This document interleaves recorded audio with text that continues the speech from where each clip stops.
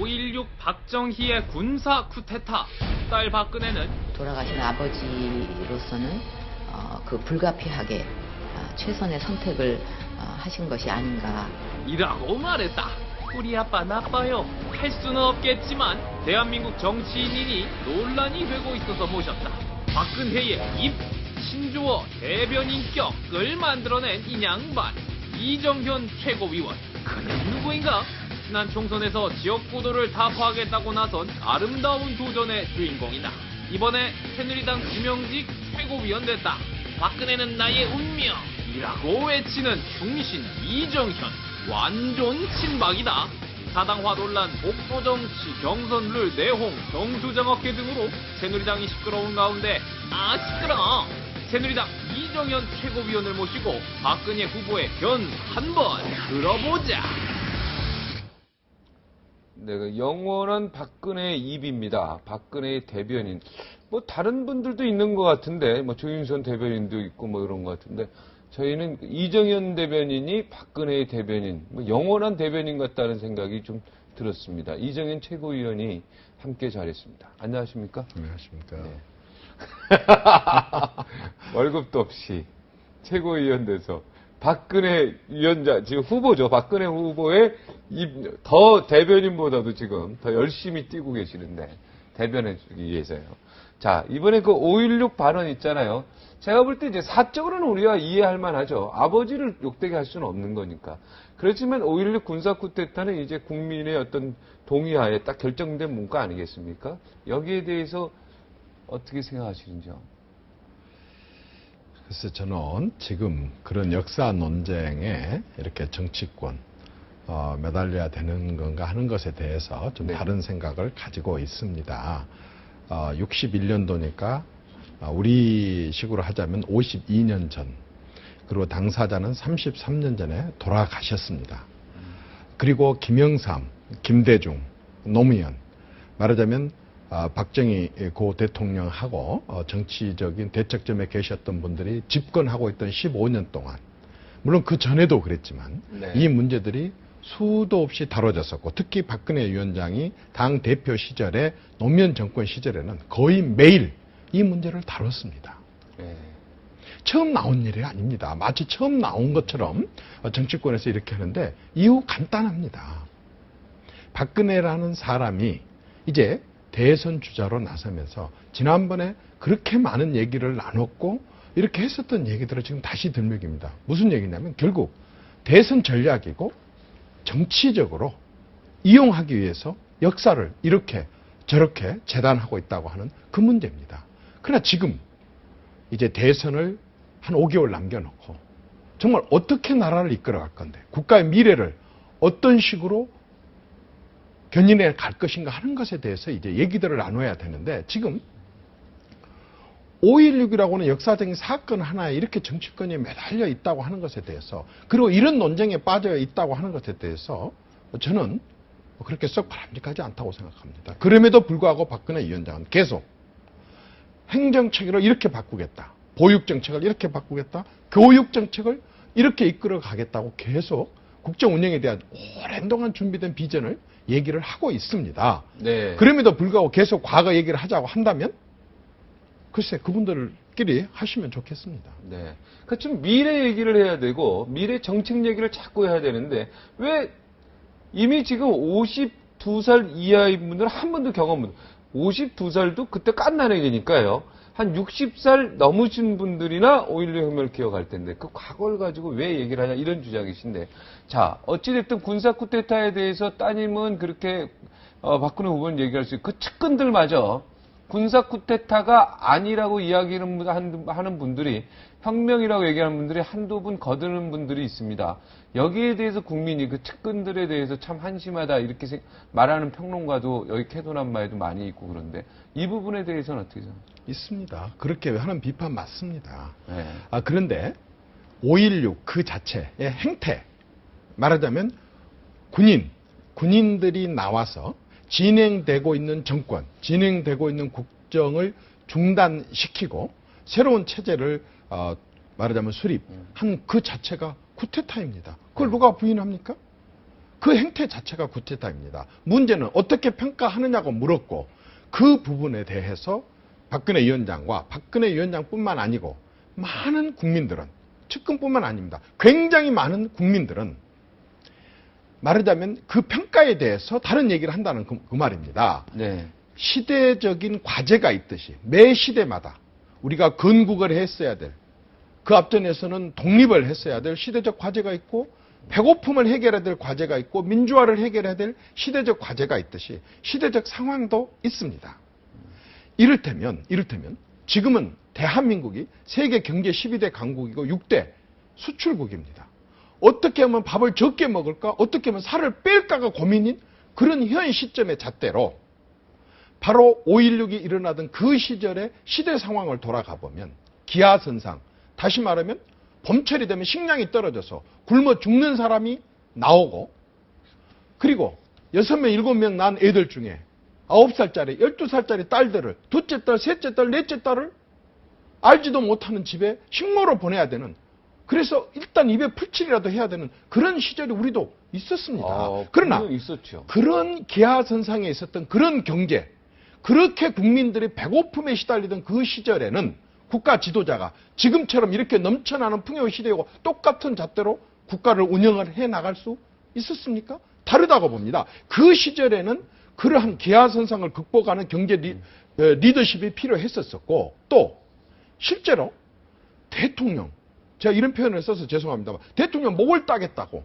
무장공비 31명이 청와대 앞에까지 쳐들어와서 바로 종로경찰서장이 거기 무장 간첩들에서 총을 맞아 죽는 그런 사태가 일어날 정도로 남북 관계가 안보 면에 있어서 굉장히 위기 상황이 있었습니다. 그런데 지금 어떻습니까?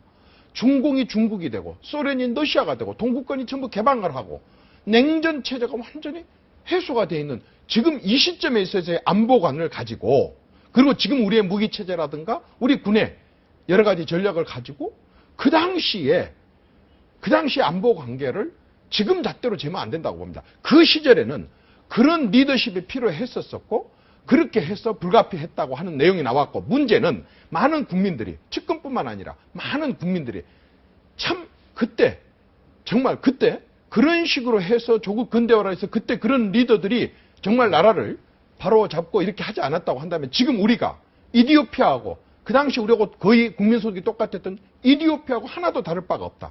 태국하고 필리핀보다 훨씬 못 살았었던 그 시대하고 달라질 게 없을 거라. 5.16 군사 쿠데타는 불가피한 상황이었다. 여기까지는 이해하는 국민들도 있을 텐데 그러면 5.16은 군사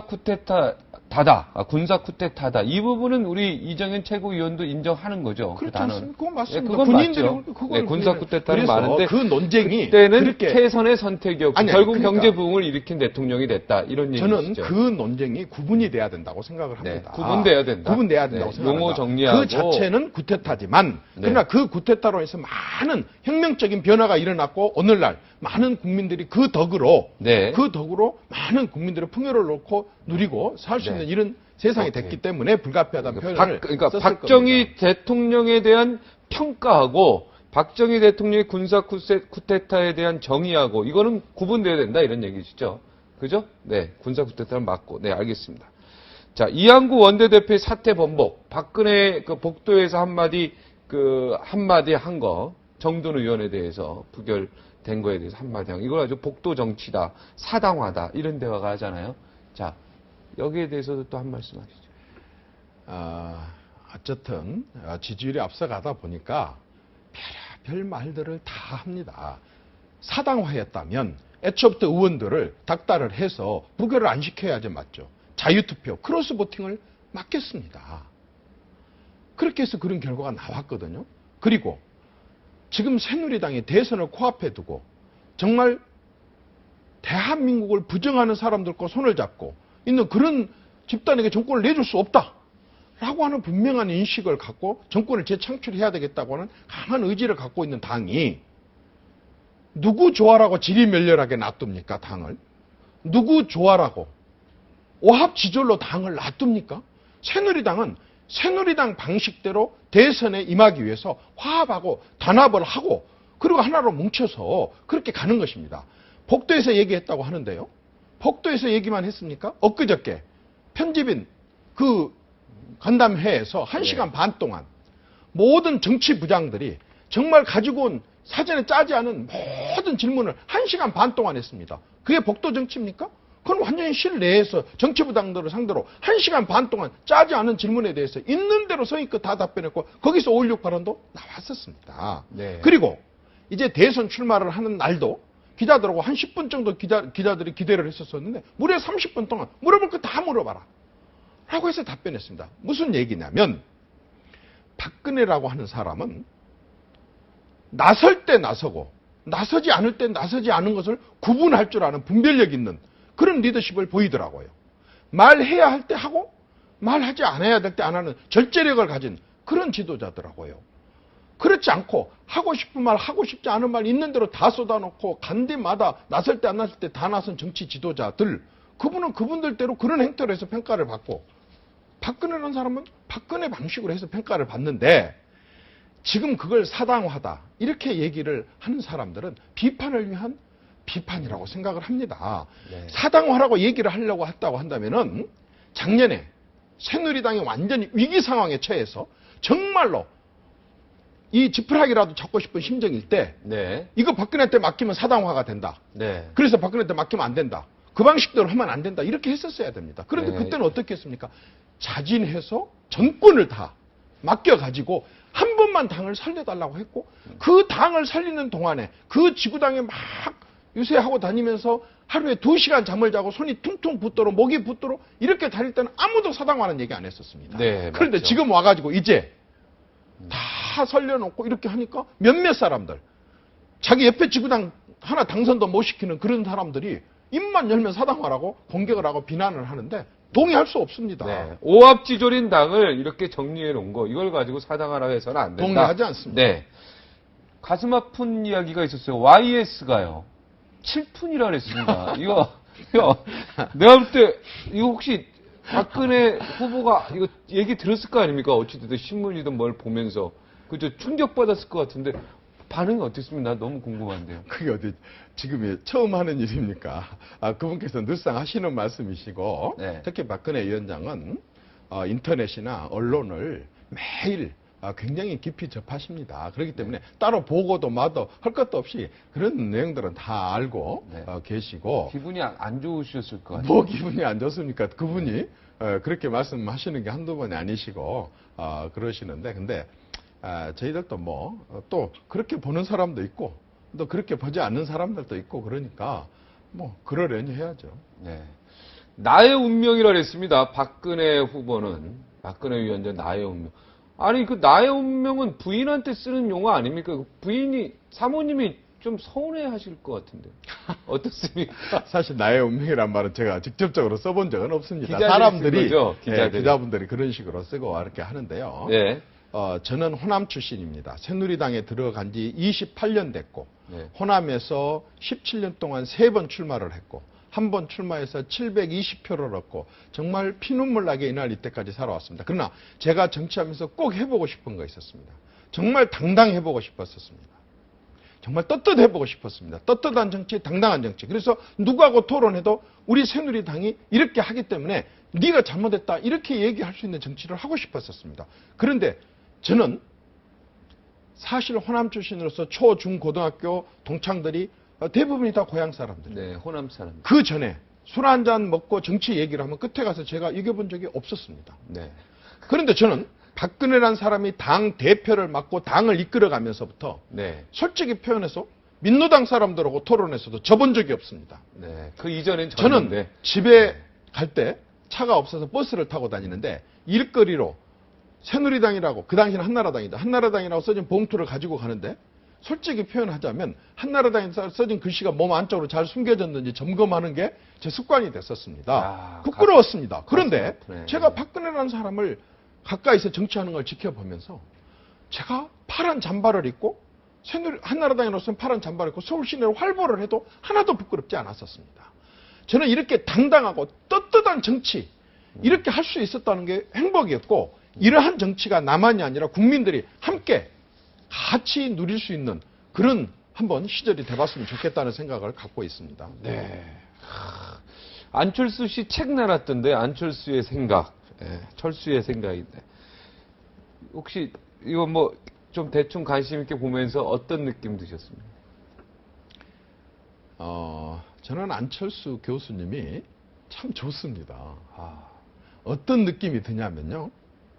제가 한참 읽을 때에 이혜인 수녀님 책을 읽는다든지, 네. 요즘에 해민 그 스님 책을 읽는다든지 그런 느낌입니다. 이번 책도 내가 네. 책은 직접 안 봤습니다만 인터넷으로 보면서 참 아. 영혼이 맑은 분이신 것 같다. 네. 이분은 참 어떤 그 영혼 치료사 이런 식으로 했으면 참 좋겠다는 생각이 듭니다. 그런데 네, 해민 스님에 비교하고 이러면 엄청나게 그 감동적인. 아니 굉장히 네. 본인 자체가 영혼이 순수하고, 참 순수하고 영혼이 참 맑으신 분 같은 분이다. 느낌이 듭니다. 예. 그런데 저는 네, 이정현 최고위원만에서 드디어 좋은 얘기 나왔습니다. 영혼이 맑으신 분. 잘못 표현했습니까? 예, 저는 아니, 좋습니다. 정말 진심으로 좋습니다. 느낍니다. 예, 영혼이 그런데, 맑으신 분 같아요. 예, 저도. 저는 이제 정치라고 하는 현실이 예, 예. 정말 그렇게 맑은 분들이 네, 깨끗한 분. 그런 맑음만 갖고 이끌어갈 수 있다고 한다면 얼마나 좋겠다는 생각이 드는데 네, 사실 저는 안철수 교수님에 대해서 말씀하시기 이전에 네. 이번에 안철수 교수님이 이렇게 책을 내고 언론에 부각이 되면서 얼른 느낌이 하나 왔습니다. 어떤 느낌? 참 우리 민주당 큰일 났다 하는 생각이 좀 듭니다. 민주당이 불쌍해. 도대체 민주당은 왜 저럴까? 예? 김대중 대통령과 그 이전 그 이후에 얼마나 많은 그 민주당 지지자들이 지켜왔고 특히 제가 3번이나 나가서 떨어졌던 호남 사람들이 92%, 96% 압도적으로 밀어줬던 저 민주당이 도대체 어떻게 됐길래 대선 주자 하나 못 키우고 못 내서 이렇게 외부에서 모셔와야 되고 그 사람이 올뚱말뚱하고 있는 상황에서 저렇게 목을 메고 앉아 있을까? 그냥 한번 돌아봤어요, 내가. 네. 어제 그 글을 보면서 한번 돌아봤는데. 네. 근데 이뿐만 아니었습니다. 자, 손학규란 사람도 모셔다가 대선 주자로서. 이인재란 사람도 모셔다가 다른 당에 있던 사람 모셔다가 또 대선 주자로 삼고 그전에는 김중건이라는 사람, 그전에는 이종찬이라는 사람을 또 포함해서 심지어는 서울시장 박원순 시장도 외부에서 모셔온 사람입니다. 경기도지사로 출마했다 떨어졌었던 유시민이라는 사람도 외부에서 모셔온 사람들입니다. 도대체 민주당이라는 당은 어떤 당인가? 자체적으로 명색이 제1야당이라고 하면서 서울시장감 하나, 도지사감 하나. 김두관 도지사도 사실 무소속이었지 않습니까? 민주당 네. 억지로 모셔다가 민주당으로 만들었지 않습니까? 민주당으로 당선된 거 아니죠? 그러니까요. 그래서 나는 민주당이라는 사람들과 그 조직에 대해서 저 당은 정말 과장된 표현으로 정말 영혼이 있는 당인가 싶습니다. 뭐냐면은 집권을 해서 정책을 펼쳐야 되는데 집권을 할 수 있는 인물 하나를 못 키워서 항상 다른 당에서 꼬다가 시장 도지사를 시키고 대선 주자를 시키고 이렇게 하니 네. 이게 참 많이 걱정이 됩니다. 스카우트 잘하는 것도 또 능력이죠, 뭐. 뭐 능력이라면 능력이겠지만 그렇게 아쉽죠. 예. 어떤 정책이나 이런 것도 호흡을 맞춰서 네. 서로 간에 함께 같이 네. 나갈 때 네. 비로소 정말 그 당에 많은 사람들 지지자들과 생각이 같은 법인데 네. 한 번도 호흡을 맞춰 보지 않은 분들을 꼭 대선 때 잠깐 깜짝 쇼로 이렇게 모셔다가 선거 때마다 모셔다가 이렇게 하는 네, 그런 알겠습니다. 민주당에 대해서 네. 좀 안타까워 보입니다. 네. 저도 안타깝습니다. 박근혜 후보가 눈물을 잘 안 안 흘리다더라, 뭐 이런 얘기죠. 어떻습니까? 가까우십니까? 눈물이 없습니까? 어떻습니까? 저는 많이 봤습니다. 많이 봤는데 네. 자신의 어머니 또 자신의 아버지에 대한 얘기를 할 때 많은 사람들이 웁니다. 옆에 사람들은. 네. 근데 본인은 정작 눈물을 흘리지 않습니다. 제가 한번 물어봤거든요. 네. 정말 대표님은 눈물이 없으세요? 이렇게 답변했습니다. 저는 흘릴 눈물이 없나 봐요. 저는 흘릴 눈물이 없나 봐요. 그 워딩 알아요. 흘릴 눈물이 없어. 너무 많이 울고 흘려서 이렇게 합니다. 거기서 어머니가 나올 눈물이 없다. 어머니가 돌아가셨을 때였는데요. 온몸에 정말 빼꼼한 틈도 없이 그렇게 반점이 생기더랍니다. 네. 정말 의사분들도 깜짝 놀랄 정도로 너무 이 몸이 정신적인 그런 많은 충격을 받았겠죠. 그 피 묻은 어머니의 속옷을 빨면서 그 흘렸을 눈물에 대해서 나이가 22살 때입니다. 네. 27살 때입니다. 그런데 이분이 눈물을 흘릴 때가 있어요. 어떨 때 흘리느냐?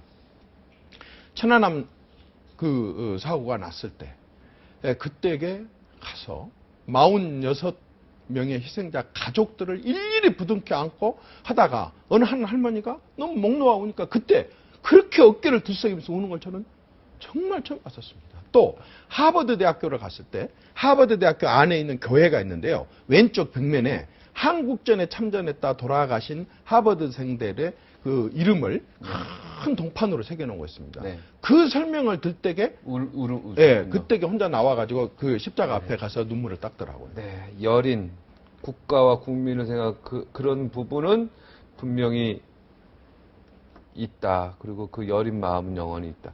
전라도 사투리로 코맹맹이로 전라도 사투리 한다는 건 뭡니까 이거는? 그 양반이 사투리 시리즈를 굉장히 잘합니다. 충청도 사투리도 그렇고 네. 경상도 사투리. 근데 특히 전라도 사투리를 네. 잘 쓰는데 아주 좋아하는 사투리가 있다고 하더라고요. 그래서 뭐냐고 그랬더니 갑자기 저한테 아이고 어찌했을까 그렇게 하는데 그 아주머니들이 시골에 하는 네. 아이고 어찌했을까 그게 너무 애잔하고 네. 그 아주 진정성을 담은 그런 마음을 표현하는 것 같아서 너무 좋다. 네. 그 흉내를 잘 내십니다. 박근혜 후보 고쳐야 될 점 하나만 얘기해 주시죠. 고쳐야 될 점이요? 네. 박근혜라는 사람하고 사석에서 밥을 먹거나 얘기를 나누면요. 네. 한 3분의 2는 웃느라고 정말입니다. 너무 웃깁니다. 재밌습니까? 그런데 그런 걸 좀 공적인 자리에서도 많이 있을 때도 좀 했으면 좋겠어요. 본인이 너무 잘 웃고 사람도 잘 웃깁니다. 예. 자, 시간이 다 됐어요. 마지막으로 한 15초만 드릴게요. 딱 인사 한번 하시죠, 국민들이. 국민 여러분 고맙습니다. 새누리당이 많은 어려움이 있는 속에서도 잘하려고 합니다. 예. 국민 여러분들께서 많이 채찍을 쳐주시고 이끌어 주십시오. 네. 그렇지만 정말 바르고 그리고 올바른 그런 나라 반드시 한번 만들 것입니다. 한번 지켜봐 주십시오. 네. 하여튼 좋은 나라 만드는데 그리고 좋은 정책 만드는데 집중해서요. 네, 잘 되셨으면 좋겠습니다. 오늘 나와주셔서 대단히 고맙습니다. 고맙습니다. 어제도 가고 오늘도 가고 네, 나의 길은 계속 가고 있죠. 새로운 길, 민들레가 피고 까치가 날고 아가씨가 지나가고 바람이 일고 나의 길은 언제나 새로운 길. 오늘도 내일도 윤동주 시인의 글귀입니다. 우리는 매 시간 새로운 세상을 살고 있다는 느낌이 들었습니다. 여기서 마치겠습니다. 고맙습니다.